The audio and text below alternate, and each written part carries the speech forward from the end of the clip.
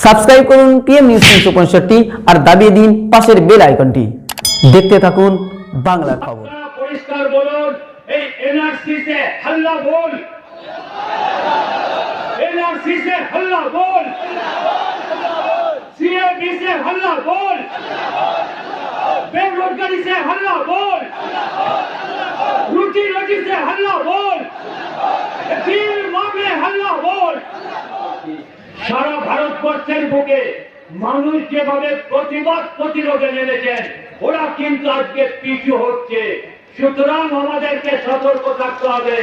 এই আইন আমরা লাগু হতে দেব না, দেব না, দেব না, দেব না। এবং আপনাদেরকে মনে রাখতে হবে, এই আইনটা কিন্তু শুধু মুসলিমদের জন্য নয়। পরিষ্কার করে আপনারা খবর এবং সংবাদপত্রগুলোকে ফলো করুন। গতকালের কাগজেও আছে। যদি আজকের সমাবেশে কোনো মতুয়া ভাই থাকে, আমি তাদেরকে কর নিবেদন করে বলছি, ভাই সব মায়েরা বোনেরা দেখবেন, গতকালের কাগজেই আছে আনন্দবাজারে পৃষ্ঠা 6, কেন্দ্রীয় সেন্ট্রাল গভর্নমেন্টের হোম মিনিস্ট্রির দপ্তর থেকে জানানো হয়েছে, যেখানে বলছিলেন যে সিএ তে 2014 সালের পর থেকে যারা এসছেন তারা কারা যেটা এনারা বলছেন, আমার কাছে কাগজ আমি নিয়ে এসেছি, যে কোন ধর্মীয় কারণে যদি উৎপীড়িত হয়ে থাকেন তবে তারা এখানে যদি আবেদন করেন তবে তারা শরণার্থী হবেন। শরণার্থী হওয়ার পর যদি ওনারা দয়া করেন তবেই আপনি নাগরিকত্ব পেতে পারেন। এখন পর্যন্ত ভারতবর্ষে এই শরণার্থীর সংখ্যা মাত্র 532 জন। সাধু সাবধান, আনন্দ করার বা কাসর ঘন্টা বাজানোর সময় আসেনি। আজকে সকলেই বিপদের সম্মুখে। আজকে বিপদ থেকে উদ্ধার পেতে গেলে, এই সংবিধানের এই অবৈধ ধারাকে বাতিল করতে গেলে হিন্দু মুসলিম শিখ খ্রিস্টান প্রত্যেক সবাইকে কিন্তু একাগ্র হয়ে লড়তে হবে। তাই আজকের আন্দোলন, কলকাতার বুকে যে গণ আন্দোলন সংগঠিত হলো, এই আন্দোলনকে আপনাদেরকে আগামী দিনে আরো সম্প্রচারিত করতে হবে, সংবর্ধিত করতে হবে।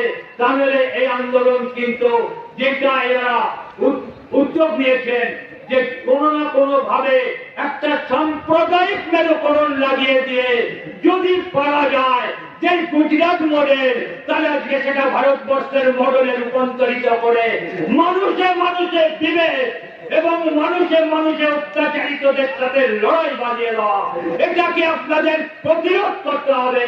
এই প্রতিজ্ঞা নিয়ে কিন্তু আজকে আপনারা ফিরবেন। এই আবেদন আপনাদের কাছে রাখছি। আমি আমার বক্তব্য শেষ করব। একটা ছোট্ট কাহিনী মনে পড়ে গেল। বিশ্বাস করুন, আজকে আপনাদেরকে দেখার পর একজন বলছিলেন, সিদ্দিকুল্লাহ সাহেবই বলছিলেন, যে বিজেপি 2 থেকে 69 থেকে 114, আজকে তারা ক্ষমতাসীন হয়ে নাগরিকের ভোট নিয়ে বলছে তোমায় নাগরিকত্ব প্রমাণ করতে হবে। তাহলে আমি নাগরিক, আমি তোমায় ভোট দিয়েছি, তুমি আজকে ক্ষমতাসীন, তুমি আজকে সিংহাসনে বসে বলছো হে নাগরিক, তোমার নাগরিকত্ব প্রমাণ করতে হবে। ছোটবেলায় দেখবেন যারা আছেন, একটু স্মৃতিশক্তিকে আপনারা রোমন্থন করুন, মনে পড়ে যাবে। সাধু উপাসনায় বলছে, তার একটা পোষ্য ইঁদুর ছানা ছিল, ইঁদুরটা ভয়ে তার কোলে চলে এলো। সাধু বলল, বাবা তোমার কি হয়েছে? না, আমাকে বিড়ালটা খেতে আসছে। সাধু তথাস্থ তাকে বিড়ালে রূপান্তরিত করলেন। ওই বিড়াল ঘুরে বেড়াচ্ছে, আবার তার কোলের কাছে আশ্রয় নিলেন। বললে, বাবা তোমার কি হয়েছে? না, আমাকে কুকুরটা কামড়াতে আসছে, আমাকে কুকুর বানিয়ে দাও। সাধু তথাস্থ বিড়াল থেকে তাকে কুকুরে রূপান্তরিত করলেন। ওই কুকুরকে একদিন বাঘে তাড়া করলো। সাধু বলল, বাবা তুমি দৌড়ে আসছো কেন? বলছে, আমাকে বাঘে খেতে আসছে, আমাকে বাঁচান। সাধু তাকে বাঘে রূপান্তরিত করলেন। দুর্ভাগা দেশ, তোমাকে আমরা প্রধানমন্ত্রী করেছে, তুমি ভারতবর্ষের মানুষকে অন্য রুটি রুটি জলের ব্যবস্থা করে দেবে, তা না করে বাঘের মতো সাধুর মাথাকে কামড়াতে এলে। সাধু কিন্তু অনেক সতর্ক ছিল, তাকে বলল, হে ব্যাঘ্র, তুমি পুনর্মুষিত ভব, অর্থাৎ তুমি যেখানে ছিলে সেখানে চলে যাও। এই বক্তব্য বলে সাবধান শুনিয়ে দিয়ে আজকে সকলের থেকে বিদায় নিচ্ছি। জয় হিন্দ।